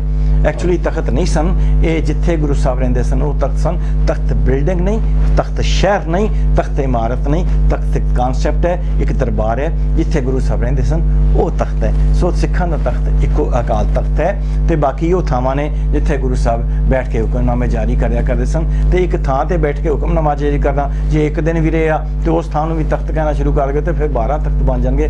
5 ਤਖਤ ਵਾਲਾ ਕਾਨਸੈਪਟ ਬਿਲਕੁਲ ਗਲਤ ਹੈ ਔਰ ਬੇਸਮਝੀ ਦੇ ਕਾਰਨ ਅਸੀਂ ਕਰ ਰਹੇ ਹਾਂ ਕਿ ਅਕਾਲ ਪੁਰਖ ਦਾ ਤਖਤ ਤਾਂ ਇੱਕੋ ਹੀ ਹੋ ਸਕਦਾ ਹੈ। ਬਹੁਤ ਖੂਬ। ਤੇ ਜਿਵੇਂ ਹੁਣ ਇਤਿਹਾਸ ਵੀ ਜੀ ਪੜ੍ਹਨ ਮਿਲਦਾ ਹੈ, ਉਹ ਵੀ ਅਕਾਲ ਤਖਤ ਦੇ ਵਿੱਚ ਸਰਬਤ ਖਾਲਸਾ ਸੱਦਿਆ ਗਿਆ, ਸਰਬਤ ਖਾਲਸਾ ਸੱਦ ਲਓ। ਥੋੜਾ ਇਹਦੇ ਬਾਰੇ ਥੋੜਾ ਚਾਨਣਾ ਪਾਉਂਗੇ ਕਿ ਸਰਬਤ ਖਾਲਸਾ ਇਤਿਹਾਸਿਕ ਪੱਖੋਂ ਜਾਂ ਕੀ ਹੈ, ਥੋੜਾ ਐਕਸਪਲੇਨ ਕਰ ਸਕਦੇ ਹੋ, ਸਾਨੂੰ ਸੌਖਾ ਹੋ ਜਾਏ ਸਮਝਣ ਵਾਸਤੇ। ਸਰਬਤ ਖਾਲਸਾ 2 ਲਫ਼ਜ਼ਾਂ ਦਾ ਸਮੂਹ ਹੈ। ਸਰਬਤ ਮੀਨਸ ਸਾਰੇ, ਆਲ। ਖਾਲਸਾ ਯਾਨੀ ਕਿ ਜਿੱਥੇ ਸਾਰੇ ਖਾਲਸਾ, ਸਾਰੇ ਜਿਹੜੇ ਸਿੱਖਾਂ ਦੇ ਨੁਮਾਇੰਦੇ ਹਾਜ਼ਰ ਹੋਣ। ਸਾਡੇ ਕੋਲ ਮਿਸਾਲ ਹੈ ਹਿਸਟਰੀ ਵਿੱਚ ਵੀ ਸਰਬਤ ਖਾਲਸਾ ਕਿਵੇਂ ਹੋਇਆ ਕਰਦਾ ਸੀਗਾ। ਸਕੈਚ ਆਫ ਦੀ ਸਿੱਖ ਇੱਕ ਕਿਤਾਬ ਹੈ, ਅੰਗਰੇਜ਼ ਨੇ ਲਿਖੀ ਹੈ, ਕਿਸੇ ਸਿੱਖ ਨੇ ਨਹੀਂ ਲਿਖੀ। ਉਹ ਦੱਸਦਾ ਵੀ ਇੱਕ ਇਕੱਠ ਹੋਇਆ 1805 ਵਿੱਚ ਜਿਹੜਾ ਕਿ ਸਰਬਤ ਖਾਲਸਾ ਦਾ ਆਖਰੀ ਇਕੱਠ ਸੀ। ਉਦੋਂ ਇੱਕ ਮਰਾਠਾ ਜਸਵੰਤ ਰਾਓ ਹੋਲਕਰ ਜਿਹੜਾ ਹੈ ਉਹ ਅੰਗਰੇਜ਼ਾਂ ਨਾਲ ਲੜਾਈ ਹੋਣ ਤੋਂ ਬਾਅਦ ਹਾਰ ਕੇ ਇਧਰ ਭੱਜਿਆ। ਪਨਾਹ ਲੈਣ ਵਾਸਤੇ ਮਹਾਰਾਜਾ ਰਣਜੀਤ ਸਿੰਘ ਕੋਲ, ਤੇ ਉਹਦੇ ਪਿੱਛੇ ਲਾਰਡ ਲੇਕ ਜਿਹੜਾ ਅੰਗਰੇਜ਼ ਸੀ ਜਿਹਦੇ ਨਾਲ ਲੜਾਈ ਹੋਈ ਸੀ ਉਹ ਵੀ ਆ ਰਿਹਾ ਸੀਗਾ। ਤਾਂ ਹੋਲਕਰ ਨੇ ਆ ਕੇ ਪਨਾਹ ਮੰਗੀ, ਤਾਂ ਮਹਾਰਾਜਾ ਰਣਜੀਤ ਸਿੰਘ ਕਿਉਂਕਿ ਅੰਮ੍ਰਿਤਸਰ ਤੇ ਕਾਬਜ਼ ਸੀ, ਉਸਨੇ ਅਕਾਲੀ ਫੂਲਾ ਸਿੰਘ ਨੂੰ ਅਕਾਲੀ ਫੂਲਾ ਸਿੰਘ ਨੇ ਵੀ ਇਕੱਠ ਨਹੀਂ ਬੁਲਾਇਆ, ਉਸਨੇ ਇਕੱਠ ਬੁਲਾ ਲਿਆ ਮਹਾਰਾਜਾ ਰਣਜੀਤ ਸਿੰਘ ਨੇ ਸਾਰੀ ਮਿਸਲਾਂ ਦੇ ਮੁਖੀਆਂ ਦਾ, ਔਰ ਉਹਦੇ ਵਿੱਚ ਬੈਠ ਕੇ ਮਸਲਾ ਵਿਚਾਰਿਆ ਗਿਆ। ਇਹਨੂੰ ਸਰਬੱਤ ਖਾਲਸਾ ਦਾ ਇਕੱਠ ਕਿਹਾ ਜਾਂਦਾ ਹੈ। ਤੋ ਸਰਬੱਤ ਖਾਲਸਾ ਦਾ ਇਕੱਠ ਜਿਹੜਾ ਸਭ ਤੋਂ ਪਹਿਲਾਂ 1726 ਵਿੱਚ ਹੋਇਆ, ਜਦੋਂ ਭਾਈ ਤਾਰਾ ਸਿੰਘ ਡੱਲਵਾਂ ਦੀ ਸ਼ਹੀਦੀ ਹੋਈ ਹੈ, ਤਾਂ ਉਸ ਤੋਂ ਬਾਅਦ ਸਾਰੀਆਂ ਸਿੱਖ ਫੌਜਾਂ ਜਿਹੜੀਆਂ ਨੇ ਉਹਨਾਂ ਦੇ ਮੁਖੀ ਜਿਹੜੇ ਆ ਅੰਮ੍ਰਿਤਸਰ 'ਚ ਇਕੱਠੇ ਹੋਏ ਆ ਵੀ ਹੁਣ ਅਸੀਂ ਕੀ ਕਰੀਏ। ਇੱਕ ਬੜੇ ਵਧੀਆ ਸਿੱਖ ਨੂੰ ਬਿਨਾਂ ਕਾਰਨ ਤੋਂ ਸ਼ਹੀਦ ਕਰ ਦਿੱਤਾ ਗਿਆ, ਤੇ ਸਰਕਾਰ ਨੂੰ ਮੁਗਲ ਸਲਤਨਤ ਨੂੰ, ਮੁਗਲ ਹਕੂਮਤ ਨੂੰ ਕੋਈ ਇਹਦਾ ਜਵਾਬ ਦੇਣਾ ਚਾਹੀਦਾ। ਤਾਂ ਉੱਥੇ ਬੈਠ ਕੇ ਗੁਰਮਤੇ ਕੀਤੇ ਗਏ, ਤੇ ਉਹ ਪਹਿਲਾ ਸਰਬੱਤ ਖਾਲਸਾ ਇਕੱਠ ਸੀ ਜਿਹਦੇ 'ਚ ਸਾਰੇ ਸਿੱਖ ਫੌਜੀ ਜਥਿਆਂ ਦੇ ਮੁਖੀ ਇਕੱਠੇ ਹੋਏ। ਫਿਰ ਜਦੋਂ 1748 ਦੀ 29 ਮਾਰਚ ਵਾਲੇ ਦਿਨ ਦਲ ਖਾਲਸਾ ਬਣਿਆ ਤੇ 65 ਜਥਿਆਂ ਨੂੰ ਇਕੱਠੇ ਕਰਕੇ ਤੇ 11 ਮਿਸਲਾਂ ਬਣਾਈਆਂ ਗਈਆਂ। ਉਸ ਸਰਬੱਤ ਖਾਲਸਾ ਇਕੱਠ ਵਿੱਚ ਵੀ ਸਿਰਫ ਮਿਸਲਾਂ ਦੇ ਮੁਖੀ ਬੈਠਿਆ ਕਰਦੇ ਸਨ। ਤਾਂ ਸਰਬੱਤ ਖਾਲਸਾ ਇਕੱਠ ਮਤਲਬ ਹੈ ਸਿੱਖਾਂ ਦੇ ਵੱਖ-ਵੱਖ ਜਥਿਆਂ ਦੇ ਨੁਮਾਇੰਦਿਆਂ ਦਾ ਇਕੱਠ। ਇਹ ਕੋਈ ਇਹ ਨਹੀਂਗਾ ਵੀ ਜਿਹਦੇ 'ਚ ਜਿਸ ਤਰ੍ਹਾਂ ਇੱਕ ਸਾਡੇ ਕੋਲ ਮਿਸਾਲ ਹੈ 26 ਜਨਵਰੀ 1986 ਦੇ ਦਿਨ ਅਕਾਲ ਤਖਤ ਤੇ ਦਰਬਾਰ ਸਾਹਿਬ ਦੇ ਵਿਚਕਾਰ ਇੱਕ ਬੜਾ ਵੱਡਾ ਇਕੱਠ ਹੋਇਆ ਸੀ। ਸੱਦਿਆ ਤਾਂ ਇਹਨੂੰ ਭਿੰਡਰਾਂ ਮਹਿਤਾ ਜਥੇ ਵਾਲਿਆਂ ਨੇ ਜਾਂ ਸਿੱਖ ਸਟੂਡੈਂਟ ਫੈਡਰੇਸ਼ਨ ਨੇ, ਜਾਂ ਅਚਾਨਕ ਹੀ ਕਿਸੇ ਤਰੀਕੇ ਨਾਲ ਸੱਦਿਆ ਗਿਆ। ਇਹ ਕਿਸੇ ਪਲਾਨਿੰਗ ਨਾਲ ਨਹੀਂ ਸੱਦਿਆ ਗਿਆ, ਅਚਾਨਕ ਇੱਕ ਇਕੱਠ ਕੀਤਾ ਗਿਆ। 25-30 ਹਜ਼ਾਰ ਬੰਦਾ, ਇੰਨੀ ਖਲਕਤ ਸੀ ਕਿ ਪੈਰ ਧਰਨ ਨੂੰ ਕਿ ਤਿਲ ਸੁੱਟਣ ਨੂੰ ਜਗ੍ਹਾ ਨਹੀਂ ਸੀ। ਜੇਕਰ ਅਸੀਂ ਉਹਨਾਂ ਦੀ ਤਸਵੀਰਾਂ ਅੱਜ ਵੀ ਸਾਡੇ ਕੋਲ ਮੌਜੂਦ ਹੈ। ਤਾਂ ਇਸ ਇਕੱਠ ਵਿੱਚ ਕੁਝ ਗੁਰਮਤੇ ਕੀਤੇ ਗਏ ਸਨ। ਇਹ ਪਰ ਇਕੱਠ ਸਰਬੱਤ ਖਾਲਸਾ ਦਾ ਨਹੀਂ। ਅੱਛਾ, ਇਹ ਦੋਨਾਂ ਗੱਲਾਂ ਨੂੰ ਥੋੜ੍ਹਾ ਜਿਹਾ ਡਿਸਟਿੰਗੁਇਸ਼ ਕਰ ਲਈਏ। ਇੱਕ ਹੈ ਸਰਬੱਤ ਖਾਲਸਾ ਦਾ ਇਕੱਠ, ਇੱਕ ਸਰਬੱਤ ਖਾਲਸਾ ਦੇ ਇਕੱਠ ਤੋਂ ਬਾਅਦ ਸੰਗਤ ਦਾ ਇਕੱਠ। ਇਹ ਸੰਗਤ ਦਾ ਇਕੱਠ ਸੀਗਾ, ਸਰਬੱਤ ਖਾਲਸਾ ਦਾ ਇਕੱਠ ਨਹੀਂ ਸੀ। ਸਰਬੱਤ ਖਾਲਸੇ ਦੀ ਸ਼ਰਤ ਹੈ ਕਿ ਸਾਰੀਆਂ ਜਿਹੜੀਆਂ ਜਥੇਬੰਦੀਆਂ ਨੇ, ਸਾਰੇ ਜਥੇ ਨੇ, ਸਾਰੀ ਸੋਚ ਵਾਲੇ ਬੰਦੇ ਨੇ, ਉਹਨਾਂ ਦੇ ਨੁਮਾਇੰਦੇ ਇਕੱਠੇ ਹੋਣ। 26 ਜਨਵਰੀ 1986 ਨੂੰ ਸਾਰੇ ਨੁਮਾਇੰਦੇ ਇਕੱਠੇ ਨਹੀਂ ਸਨ ਹੋਏ, ਪਰ ਚਲੋ ਕਿਉਂਕਿ ਉਸ ਵੇਲੇ ਇੱਕ ਲਹਿਰ ਬਣੀ ਹੋਈ ਸੀ ਤੇ ਸੰਗਤ ਨੇ ਇਸ ਤੇ ਕੋਈ ਇਤਰਾਜ਼ ਨਹੀਂ ਕੀਤਾ ਵੀ ਚਲੋ ਇਕੱਠ ਦੇ ਨਾਂ ਤੇ ਜੋ ਗੁਰਮਤੇ ਕੀਤੇ ਆ ਉਹ ਅਸੀਂ ਮੰਨਦੇ ਹਾਂ। ਤਾਂ ਇਸ ਤਰ੍ਹਾਂ ਇਕੱਠ ਹੋ ਗਿਆ। ਇਹ ਸਰਬੱਤ ਖਾਲਸਾ ਇਕੱਠ ਲਈ ਪਹਿਲੀ ਸ਼ਰਤ ਹੈ ਕਿ ਜਿੰਨੀਆਂ ਵੀ ਸਿੱਖ ਜਥੇਬੰਦੀਆਂ ਹਨ, ਜਿੰਨੇ ਵੀ ਸਿੱਖ ਸੋਚਦੇ ਬੰਦੇ ਨੇ, ਸਿੱਖ ਵਿਦਵਾਨ ਨੇ, ਇਹ ਸਾਰੇ ਇਕੱਠੇ ਹੋ ਕੇ ਕੌਮ ਦੇ ਜਿਹੜੇ ਮਸਲੇ ਆ ਉਹਨਾਂ ਨੂੰ ਵਿਚਾਰਨ। ਔਰ ਇੱਕ ਹੋਰ ਗੱਲ, ਔਰ ਉਹ ਜਿਹੜੇ ਵਿਚਾਰ ਕਰਦੇ ਨੇ, ਉਹ ਜੋ ਵਿਚਾਰਾਂ ਹੁੰਦੀਆਂ ਨੇ ਉਹਨੂੰ ਅਸੀਂ ਮਤਾ ਨਹੀਂ ਗੁਰਮਤਾ ਕਹਿੰਦੇ। ਗੁਰਮਤਾ ਕਿਉਂ ਕਹਿੰਦੇ ਆ? ਕਿਉਂਕਿ ਗੁਰੂ ਦੀ ਮੱਤ ਦੇ ਨਾਲ ਲਿਆ ਹੁੰਦਾ ਹੈ। ਗੁਰੂ ਦੀ ਮੱਤ ਦੇ ਨਾਲ ਦੀ ਸ਼ਰਤ ਇਹ ਹੈ ਕਿ ਇੱਕ ਤਾਂ ਉੱਥੇ ਗੁਰੂ ਗ੍ਰੰਥ ਸਾਹਿਬ ਦੀ ਹਾਜ਼ਰੀ ਜ਼ਰੂਰੀ ਹੈ। ਜੇ ਗੁਰੂ ਗ੍ਰੰਥ ਸਾਹਿਬ ਹਾਜ਼ਰ ਨਹੀਂ ਹੈ ਤਾਂ ਗੁਰੂ ਦੀ ਮੱਤ ਦੇ ਹਿਸਾਬ ਨਾਲ ਅਸੀਂ ਨਹੀਂ ਸੋਚਾਂਗੇ। ਦੂਜਾ, ਉੱਥੇ ਜਦੋਂ ਅਸੀਂ ਸਰਬੱਤ ਖਾਲਸਾ ਦੀ ਮੀਟਿੰਗ ਵਿੱਚ ਜਾਂਦੇ ਹਾਂ ਤੇ ਇਹ ਸ਼ਰਤ ਹੁੰਦੀ ਹੈ ਕਿ ਅੰਦਰ ਮੀਟਿੰਗ ਵਿੱਚ ਬੈਠਣ ਤੋਂ ਪਹਿਲਾਂ ਆਪਣਾ ਜੱਥਾ, ਆਪਣਾ ਧੜਾ, ਆਪਣੀ ਸੋਚ ਜਿਹੜੀ ਹੈ ਬਾਹਰ ਲਾ ਕੇ ਆਓ ਤੇ ਗੁਰੂ ਦੇ ਸਿੱਖ ਬਣ ਕੇ ਆਓ, ਜੋ ਕਿ ਅਸੀਂ ਕੌਮ ਦੇ ਮਸਲੇ ਸਾਰੇ ਸਾਂਝੇ ਮਸਲੇ ਵਿਚਾਰ ਰਹੇ ਹਾਂ। ਸਾਡੀ ਕੋਈ ਨਿੱਜੀ ਸੋਚ ਨਹੀਂ ਹੈ, ਧੜੇ ਦੀ ਸੋਚ ਨਹੀਂ। ਅਸੀਂ ਕਿਸੇ ਧੜੇ ਨਾਲ ਸੰਬੰਧਿਤ ਨਹੀਂ, ਗੁਰੂ ਨਾਲ ਸੰਬੰਧਿਤ ਹਾਂ। ਤੇ ਗੁਰੂ ਨਾਲ ਸੰਬੰਧਿਤ ਹੋਣ ਕਰਕੇ ਗੁਰੂ ਦੀ ਮੱਤ, ਗੁਰੂ ਗ੍ਰੰਥ ਸਾਹਿਬ ਦੀ ਸਿੱਖਿਆ, ਗੁਰੂ ਸਾਹਿਬ ਦੇ ਜੀਵਨ ਤੋਂ ਲੈ ਕੇ ਸਿੱਖਿਆ, ਇਹ ਸਾਰਾ ਕੁਝ ਜੇਕਰ ਵਿਚਾਰਾਂਗੇ ਤਾਂ ਗੁਰੂ ਦੀ ਮੱਤ ਵਾਲਾ ਗੁਰਮਤਾ ਬਣੇਗਾ। ਤਾਂ ਉਸ ਗੁਰਮਤੇ ਨੂੰ ਸਾਰਾ ਪੰਥ ਜਿਹੜਾ ਹੈ ਇੱਕ ਹੁਕਮਨਾਮੇ ਦੇ ਤੌਰ ਤੇ ਮੰਨੇਗਾ। ਹੁਕਮਨਾਮਾ ਕੋਈ ਕਿਸੇ ਪੁਜਾਰੀ ਦਾ ਜਾਂ ਮੁੱਖ ਸੇਵਾਦਾਰ ਦਾ ਜਾਂ ਕਿਸੇ ਇਕੱਠ ਦਾ ਨਹੀਂ ਹੁੰਦਾ। ਹੁਕਮਨਾਮਾ ਉਹ ਹੈ ਜਿਹੜਾ ਗੁਰਮਤਾ ਸਾਰੀ ਸੰਗਤ ਨੇ ਪ੍ਰਵਾਨ ਕੀਤਾ ਹੈ ਤੇ ਉਸ ਨੂੰ ਅਕਾਲ ਤਖਤ ਤੋਂ ਬਾਕੀ ਜਿਹੜੇ ਲੋਕ ਉੱਥੇ ਹਾਜ਼ਰ ਨਹੀਂ ਉਹਨਾਂ ਵਾਸਤੇ ਇੱਕ ਹੁਕਮ ਦੇ ਤੌਰ ਤੇ ਜਾਰੀ ਕਰ ਲਿਆ ਜਾਏ। ਜਿਵੇਂ ਗੁਰੂ ਦੇ ਹੁਕਮਨਾਮੇ ਨੂੰ ਲੋਕ ਮੰਨਦੇ ਸੀ, ਜਦੋਂ ਇਸ ਤਰੀਕੇ ਨਾਲ ਗੁਰਮਤਾ ਸੰਗਤ ਕੋਲ ਆਵੇਗਾ ਤੇ ਅਕਾਲ ਤਖਤ ਤੋਂ ਜਾਰੀ ਕੀਤਾ ਜਾਏਗਾ, ਉਸ ਨੂੰ ਲੋਕੀ ਹੁਕਮਨਾਮਾ ਮੰਨਣਗੇ। ਇਹ ਕਿਸੇ ਇੱਕ ਬੰਦੇ ਦਾ ਜਾਂ 5 ਬੰਦਿਆਂ ਦਾ ਜਾਂ ਕਮੇਟੀ ਦਾ ਫੈਸਲਾ ਨਹੀਂ ਹੁੰਦਾ। ਉਹ ਫੈਸਲਾ ਹੋ ਸਕਦਾ ਹੈ, ਉਹ ਮਤਾ ਹੋ ਸਕਦਾ ਹੈ, ਉਹ ਫੈਸਲਾ ਹੋ ਸਕਦਾ ਹੈ, ਉੱਪਰ ਹੁਕਮਨਾਮਾ ਨਹੀਂ ਹੋ ਸਕਦਾ। ਬਹੁਤ ਸੋਹਣਾ ਦੱਸਿਆ ਤੁਸੀਂ। ਹੁਣ ਇਹ ਵਿੱਚੋਂ ਇੱਕ ਸਵਾਲ ਹੋਰ ਉੱਠਦਾ ਹੈ ਕਿ ਗੁਰਮਤੇ, ਗੁਰੂ ਦੀ ਮੱਤ ਅਨੁਸਾਰ, according to the philosophy and teaching of Guru Granth Sahib, ਕੀ ਕੋਈ ਕਿਸੇ ਸਿੰਘ ਨੂੰ ਅਕਾਲ ਤਖਤ ਤੋਂ ਕਿਸੇ ਤਰੀਕਿਆਂ ਛੇਕਿਆ ਜਾ ਸਕਦਾ ਹੈ ਜਾਂ ਜਾ ਸਕਦਾ ਤਾਂ ਕਿਸ ਤਰ੍ਹਾਂ?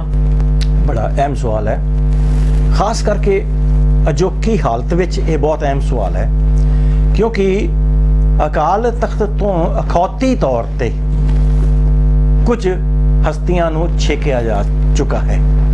ਅਖੌਤੀ ਤੌਰ ਤੇ ਮੈਂ ਇਸ ਕਰਕੇ ਨਾ, ਕਿਉਂਕਿ ਉਹ ਸਿਧਾਂਤਕ ਤੌਰ ਤੇ, ਗੁਰਸਿੱਖੀ ਦੇ ਤੌਰ ਤੇ, ਗੁਰੂ ਦੇ ਫਲਸਫੇ ਦੇ ਤੌਰ ਤੇ ਉਹ ਗਲਤ ਕੀਤਾ ਗਿਆ ਹੈ। ਛੇਕਿਆ ਜਾ ਸਕਦਾ ਵਾਲੀ ਗੱਲ ਪਹਿਲਾਂ ਮੈਂ ਤੁਹਾਨੂੰ ਸਿਧਾਂਤ ਦੱਸਾਂ। ਇੱਕ ਸਿੱਖੀ ਵਾਸਤੇ 3 ਸੈਂਕਸ਼ਨਸ ਨੇ। ਸਭ ਤੋਂ ਵੱਡੀ ਸੈਂਕਸ਼ਨ ਗੁਰੂ ਗ੍ਰੰਥ ਸਾਹਿਬ ਹੈ। ਜੇ ਗੁਰੂ ਗ੍ਰੰਥ ਸਾਹਿਬ ਕਿਸੇ ਗੱਲ ਦੀ ਇਜਾਜ਼ਤ ਦਿੰਦਾ ਹੈ ਤੇ ਉਹ ਸਹੀ ਹੈ, ਜੇ ਇਜਾਜ਼ਤ ਨਹੀਂ ਦਿੰਦਾ ਤੇ ਉਹ ਗਲਤ ਹੈ। ਦੂਸਰੀ ਸਾਡੇ ਕੋਲ ਜਿਹੜੀ ਤਾਕਤ ਹੈ ਉਹ ਹੈ ਸਿੱਖ ਹਿਸਟਰੀ। ਸਿੱਖ ਹਿਸਟਰੀ ਦੇ ਵੀ 2 ਹਿੱਸੇ ਨੇ, ਇੱਕ ਗੁਰੂ ਕਾਲ, ਇੱਕ ਉਸ ਤੋਂ ਬਾਅਦ ਦਾ ਕਾਲ। ਜੇ ਗੁਰੂ ਕਾਲ ਵਿੱਚ ਕੋਈ ਐਸੀ ਚੀਜ਼ ਹੈ ਜਿਹੜੀ ਗੁਰੂ ਗ੍ਰੰਥ ਸਾਹਿਬ ਚੋਂ ਨਹੀਂ ਕਲੀਅਰ ਹੋਈ ਤੇ ਉਹ ਗੁਰੂ ਸਾਹਿਬ ਨੇ ਆਪਣੀ ਜ਼ਿੰਦਗੀ 'ਚ ਕੋਈ ਨਸੀਹਤਾਂ ਦਿੱਤੀਆਂ ਨੇ, ਜਿੱਦਾਂ ਇਸਲਾਮ ਵਿੱਚ ਵੀ ਹੈ ਨਾ, ਕੁਰਾਨ ਤੋਂ ਬਾਅਦ ਹਕਾਇਤਾਂ ਨੇ, ਇਸੇ ਤਰ੍ਹਾਂ ਸਾਡੇ ਕੋਲ ਸਿੱਖੀ ਵਿੱਚ ਸਿੱਖ ਹਿਸਟਰੀ ਹੈ। ਜੇ ਕੋਈ ਇਸ ਤਰ੍ਹਾਂ ਦੀ ਗੱਲ ਹੈ ਤਾਂ ਐਗਜ਼ਾਮਪਲ ਸਿੱਖ ਹਿਸਟਰੀ ਚੋਂ ਲੈ ਸਕਦੇ ਹਾਂ। तो तीसरी गल जी अजकल साडे कोल है वो है सिख रहत मर्यादा। अकाल तख्त तो जारी हुई है, तो सिख रहत मर्यादा विच कोई विधान नहीं कि किसी नूं पंथ चों खारिज किया जा सके। हाँ, एक चीज़ है, तनख्वाह लाई जा सकती है और तनख्वाह लाउण दी विधि भी दसी हुई है इस सिख रहत मर्यादा विच। और उहदे च की लिखिआ है भी जे किसी कोलों कोई धार्मिक भुल, कौमी भुल हो गई होवे तां ओह अपने आप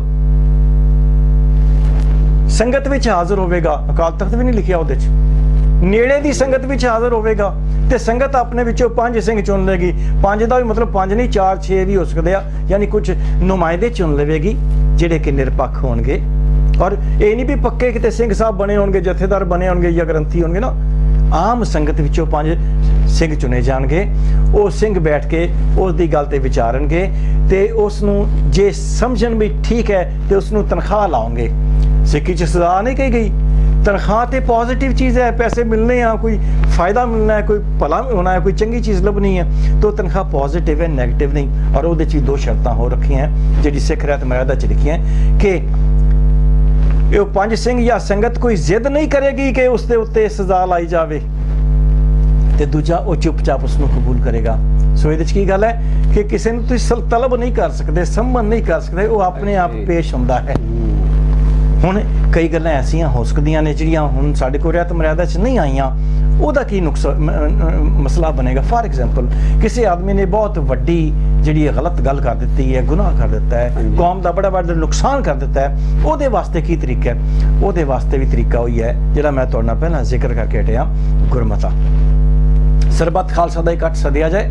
ਸਰਬੱਤ ਖਾਲਸਾ ਜਲਸਾ ਨਹੀਂ ਹੈ, ਮੈਂ ਅੱਗੇ ਦੱਸ ਚੁੱਕਾ ਕਿ ਇਹ ਜਿੱਥੇ ਕੌਮ ਦੇ ਸਾਰੇ ਨੁਮਾਇੰਦਿਆਂ ਨੂੰ ਇਕੱਠਾ ਕਰਕੇ ਔਰ ਉਹਦੇ ਨਾਲ ਹੀ ਵਿਦਵਾਨ ਬੈਠੇ ਹੋਣ ਜਿਹੜੇ ਕਿ ਸਿੱਖੀ, ਸਿੱਖ ਫਿਲਾਸਫੀ, ਸਿੱਖ ਮਸਲਿਆਂ ਨੂੰ ਸਮਝਦੇ ਨੇ, ਉਹਨਾਂ ਦੇ ਇਕੱਠ ਵਿੱਚ ਜੋ ਗੁਰਮਤਾ ਕੀਤਾ ਜਾਵੇਗਾ ਉਸ ਨੂੰ ਕਬੂਲ ਕੀਤਾ ਜਾਏਗਾ, ਉਸ ਨੂੰ ਹੁਕਮਨਾਮੇ ਦੇ ਤੌਰ ਤੇ ਲਾਗੂ ਕੀਤਾ ਜਾਏਗਾ।